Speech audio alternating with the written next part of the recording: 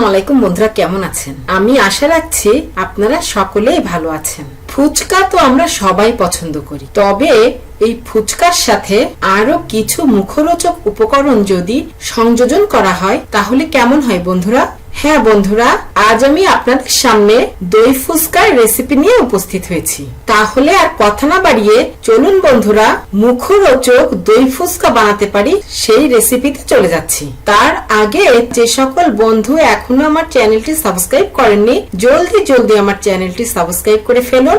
আর পরবর্তী video notification সবার আগে পাওয়ার জন্য পাশের বেল বাটনটি চাপতে ভুলবেন না কিন্তু। এবার চলুন শুরু করা যাক। দই ফুচকা বানানোর জন্য আমি এখানে কিছু ডাবলির ডাল নিয়ে নিয়েছি। এটাকে অনেকে ডাবলির ডাল বলে, আবার চটপটির ডালও বলা হয়। আমি এখানে 250 গ্রাম ডাবলির ডাল নিয়েছি। এই ডাবলির ডালগুলো আমি পানি দিয়ে 3 থেকে 4 ঘন্টা ভিজিয়ে রাখবো।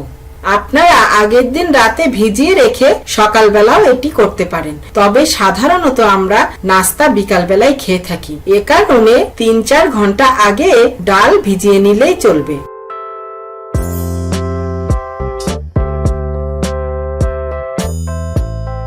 আমি 4 ঘন্টা ভিজিয়ে রেখেছিলাম। দেখুন বন্ধুরা কেমন সুন্দর ফুলে উঠেছে। ডালগুলা বেশ বড় বড় হয়ে গেছে। এখন এই ডালগুলা প্রসেসে চলে যাচ্ছি।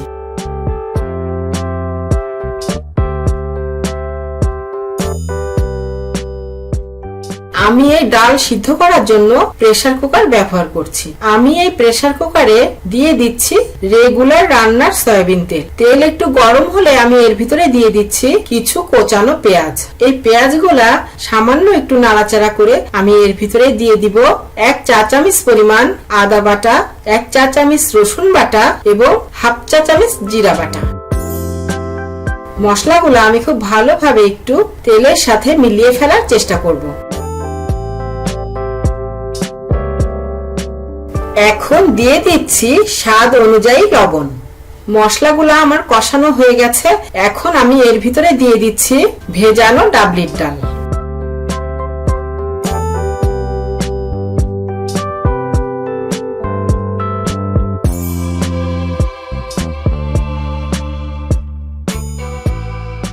মশলা সহযোগে ডালগুলা খুব ভালোভাবে আমি কষিয়ে নিব।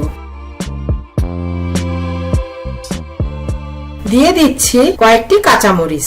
সমস্ত মশলা সহযোগে ডাবলির ডালগুলো আমি খুব ভালোভাবে একটু কষিয়ে নিচ্ছি। কষানো হয়ে গেলে আমি এর ভিতরে দিয়ে দিচ্ছি সিদ্ধ হওয়ার জন্য পানি। খুব বেশি পানি দেওয়া যাবে না। ডাল যাতে সিদ্ধ হয়ে মাখো মাখো হয় বা একটু শক্ত হয় এমন পরিমাণ পানি আমাকে দিতে হবে। আমি 250 গ্রাম ডালের জন্য ডালের একটু উপর পানি ব্যবহার করছি। এখন ঢেকে সিদ্ধ হতে দিব। ডাল সিদ্ধ হতে থাকুক, আর এই ফাঁকে চলুন বন্ধুরা দই ফুচকার আরেকটি যে উপকরণ ফুচকা, এই ফুচকা আমরা ভেজে ফেলি। বন্ধুরা আমার চ্যানেলে বাসায় কিভাবে তাল মাখনার পারফেক্ট ফুচকা বানাবেন এর উপরে একটি রেসিপি দেওয়া আছে। আপনারা চাইলে রেসিপিটি দেখে নিতে পারেন। আমি আমার ডেসক্রিপশন বক্স এবং এই ভিডিওর এন্ড স্ক্রিনে ওই রেসিপির লিংক দিয়ে দিব।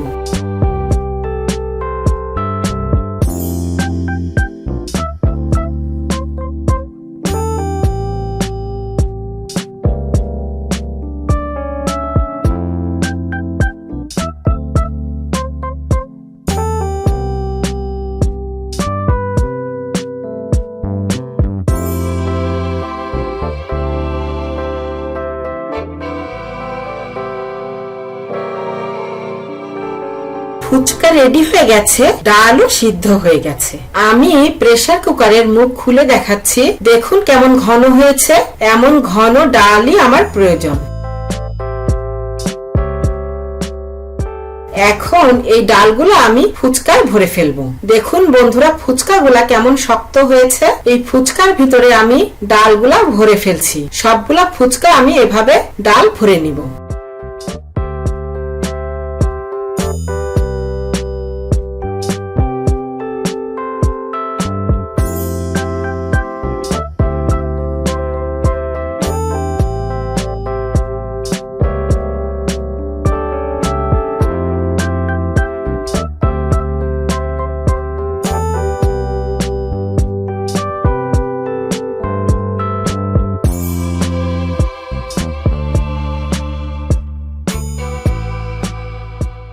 এবার কি, এবার খাওয়ার পালা? না বন্ধুরা, এখনো দইয়ের প্রসেসটা বাকি রয়ে গেছে। চলুন বন্ধুরা, আমরা এবার দইয়ের প্রসেস দেখে নিই। আমি একটি ব্লেন্ডার মেশিন নিয়েছি, এর ভিতরে আমি দিয়ে দিচ্ছি দই। আমি এখানে টক মিষ্টি দই ব্যবহার করেছি। এখন দিয়ে দিচ্ছি কিছু ধনেপাতা কুচি, আর দিয়ে দিব কাঁচামরিচ। এখন দিয়ে দিচ্ছি সামান্য পরিমাণ লবণ। সমস্ত উপকরণ খুব ভালোভাবে আমি ব্লেন্ড করে ফেলছি।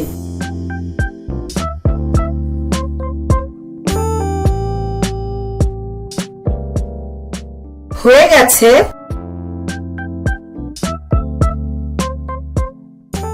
এখন এই ব্লেন্ড করা দই আমি পুর ভরা ফুচকার উপরে দিয়ে দিচ্ছি।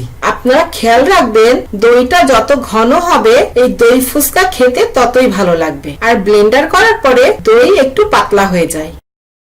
এখন আমি এর উপরে দিয়ে দিচ্ছি চানাচুর।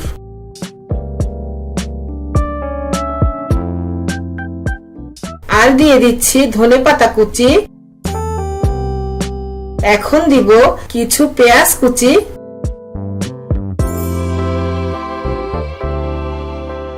আর দিয়ে দিচ্ছি কুচি করা ঝাল। ব্যাস তৈরি হয়ে গেছে। এখন খাওয়ার একদম উপযুক্ত হয়েছে। দেখুন বন্ধুরা, কত ভালো একটা রেসিপি হয়েছে। বিকালের নাস্তায় বাচ্চারা তো পছন্দ করবেই, আর বড়রাও পেট ভরে খাবে।